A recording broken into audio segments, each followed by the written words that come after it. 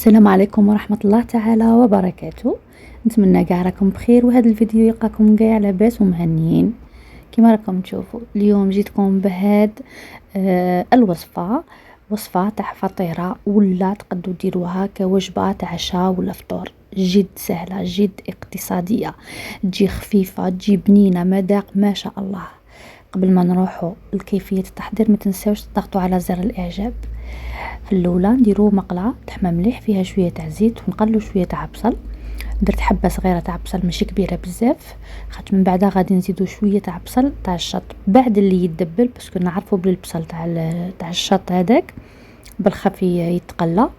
اما لا نحطوا البصله تاعنا الاولى كي نحسوا بها باللي تبدا دبالت وبدات تتقلى، نزيدو هذاك الشط تاع البصل ولا زوج تاع الشطوط، نقلوهم ومن بعد نزيدو نرابو حبه تاع جزر يعني حبه كروطه ونزيدو نقلوها معاهم.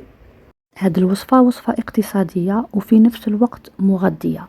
راكم تشوفوا فيها يعني شويه تاع خضار كيما الجزر كيما البصل، يعني اكثر من هذا الاقتصاد ما كانش البنات. هنايا زدنا مغرف تاع طماطم مصبره، واللي عنده طماطم تاع الطوماطيس على الحبه يدير حبه ويقطعها دي بتيدي ويحطها. هنايا راني نزيد في التوابل حسب الرغبه تي وما تبغي تبني هذا لافارس تاعك ولا هذا الخلطه. هنايا اللي دار طوماطيس على الحبه ما يزيدش الماء، انا زدت شويه تاع ماء باسكو درت طماطم مصبره، ما غير شويه واحد الربع تاع كاس، ونخلو هاد المكونات تطيب على جهه وكي طيب نخلوها تبرد. احنا غادي دروك نوجدو العجينه تاعنا. العجينه كما راكم تشوفوا درت 3 كيسان قل ربع، يعني 2 كيسان والكاس الثالث قلعت منه ربع. درت ملعقه كبيره تاع خميره تاع الخبز ودرت ملعقه تاع سكر تاني كبيره. وهنايا غادي الحبه تاع البيض ندو منها الا البياض صفار، من بعد نسحقوه نخلوه على جهه.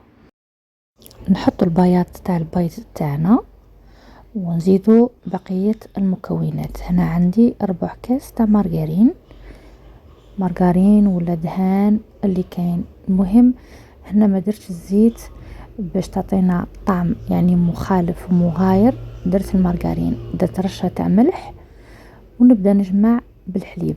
هنا الحليب يكون دافي ودرت كاس الا ربع ونجمعو وما تتقيدوش بالكمية تاع الحليب. المهم احنا غادي نجمعوا العجينه تاعنا، والعجينه ما تجيش يابسه بزاف وما تجيش مطلوقه بزاف، تجي شويه شويه. نجمعوا كاع العجينه تاعنا. هنايا المارغرين غادي يعطيها طعم شباب هاد العجينه وتزيد تعطيها الهشاشه والطراوه. حتى في الطياب تاعها ما غاديش تكون كما من تكون حاجه دايرينها بالزيت. المهم هنايا العجينه تاعنا غادي نخلوها ترتاح حتى يتضاعف الحجم تاعها ونخدموا بها. نديرو رشه تاع فرينه فوق العجينه تاعنا ولا نديرو شويه تاع زيت، ولا كيما انا هنايا درت شويه تاع هذيك المارغرين اللي ذوبتها في الكاسرونه مسحتها كاع في العجينه باش هكا تجي ملساء. نغطوها بالكيس بلاستيكي ونروحو نحضرو في رحبه كريمات الجبن. هنا عندي كيما راكم تشوفوا 2 كيسان تاع حليب، ودرت سنه تاع توم ماشي كبيره بزاف، سنه تكون غير شويه صغيره. وغادي نديرو بقيه المكونات اللي هي ملعقه تاع مارغرين، وعندنا هنايا ملعقه كبيره تاع اكل تاع فرينه. نخلطوا كاع المكونات حتى تذوب هذيك الفرينه كاع في هذاك الحليب، ونزيدوا الصفار نتاع البيضه اللي كنا درنا البياض في العجينه، والصفار خليناها في هذه الكريمه تاع الجبن. غادي تزيد تعطيها لون شباب وتعطيها حتى المذاق شباب والخفه. وهنا زدت لها شويه تاع ملح وشويه تاع حرور، حطيناها على نار متوسطه. كي تتقال شويه نجبدوها من على النار ونحطوا فيها فرماج تاع البورسيون. انا هنا درت 3 حبات، اللي عندها مربعات هذوك تاع الشاف ولا اي حاجه، المهم اللي عندك اي جبن كان عندك.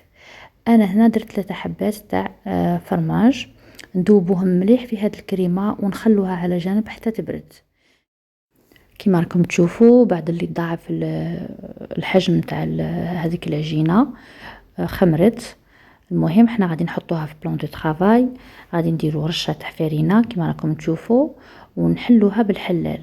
غادي نديرو لها لا فورم تاع السني تاعنا هنايا على شكل مستطيل، نحلوها كاع بالوراق على شكل مستطيل، ولا كان سني تاعك مربع ديريها على شكل مربع. المهم قبل ما نحطو العجينه تاعنا نحطو ورق الطهي ونحطو العجينه تاعنا في السني ونسولها كاع الجوانب، نحاولوا كاع نسووها تدي كاع هاد الكميه اللي درنا بها كما راكم تشوفوا دارت لنا سني واحد. اللي عنده عائله كبيره ولا يبغي يضاعف الحجم يزيد يضاعف غير الحجم تاع المقادير. دروك هنا هذيك الحشوه تاعنا اللي كنا خليناها بردت زدت فيها علبه تاع الطون. هذه العلبه تاع الطون يعني اختياريه، اللي يبغي يدير طون يدير، واللي يبغي يدير صدر دجاج مرحيت يعني كيدير. المهم هنا لكم الاختيار، وتبغوا تخلوها غير هكا بلا لحوم بلا طونات يعني ديروها ماشي مشكله. المهم هنايا راني كاع نحط فيها كاع هذيك الحشوه في الصينيه تاعي، ومن بعد نحط هذيك كريمه الجبن. هنا قبل ما تحطوا الكريمه تاع الجبن تاعكم كي تبرد قادر تتقال لكم، الا شتوها تقالت زيدوها شويه تاع حليب وزيدوا حطوها فوق النار. غادي غير تزيدوا شويه تاع حليب، غادي شغل تعاود تخفف لكم شويه اللي نقدو نوزعوها على السني كاع تاعنا. المهم نفرغوا كاع هذيك الكميه تاع كريمه الجبن نسووها كاع في السطح تاعنا ونحطوها على نار 180 درجه. غادي كي تحمر لنا من تحت نزيدو نشعلو عليها من الفوق، غير تشوفوا الحواف بداو يحمروا شويه ويدخلهم يعني يولي اللون ذهبي من الفوق. غادي نخرجوا الصينيه تاعنا ونزيدوا بقيه المكونات اللي هو الجبن المبشور.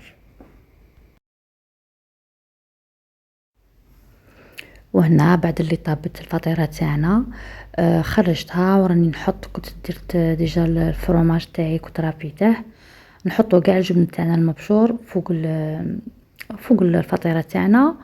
والفرن غادي غير راه عاد شاعل، غير ندخل الفطيره نطفي النار، نطفي الفرن ونخلي هذيك الحراره هي اللي تذوب لي الفرماج، يعني طفي على النار وخلي الجبن يذوب وحده في هذيك الحراره، لخاطرش الفطيره تاعنا حنايا طايبه خاصنا غير هذاك الجبن يذوب.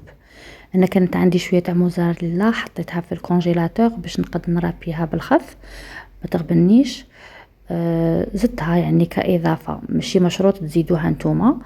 المهم ديروا الجبن اللي موالف تستعملوه نتوما ويكون يذوب، ما يهمش النوعيه، نوعيه جيده ولا النوعيه من الاخرين هذوك كما انا مثلا نستعمل فيت في ولا الفرماج تانيك تاع نابولي تانيك شباب، يعني يذوب وفيه ذوق شباب. هذا هو الشكل النهائي تاع الفطيره تاعنا كما راكم تشوفوا بعد اللي ذاب الجبن. شوفوا المنظر تاعها حتى المذاق ما شاء الله. فطيره جد اقتصاديه، كنت قلت لكم بمكونات جد بسيطه دائما تلقوهم في الدار. تقدي تستغني على الطون الا كان مثلا ما عندكش الطون ولا ما عندكش حتى هذاك اللحم الدجاج يعني صدر الدجاج مطحون، ولا تقدي تستغني عليه، ديري غير الخضار وديري كريمه الجبن مع الجبن. راكم شفتوا اللون تاع الفطيره اللي كان يعني من تحت كيفاش جا اللون ذهبي. هذاك المارغرين تاني يعطينا ذوق احسن في العجينه احسن من الزيت. هذه هي الفطيره تاعنا، نتمنى ما كونش ثقيله عليكم البنات. ما تنسوش تضغطوا على زر الاعجاب الى عجبكم هذا الفيديو. طبعا بقى لي غير نقول لكم البنات نتهلاو في رواحكم ونقول لكم السلام عليكم ورحمه الله تعالى وبركاته.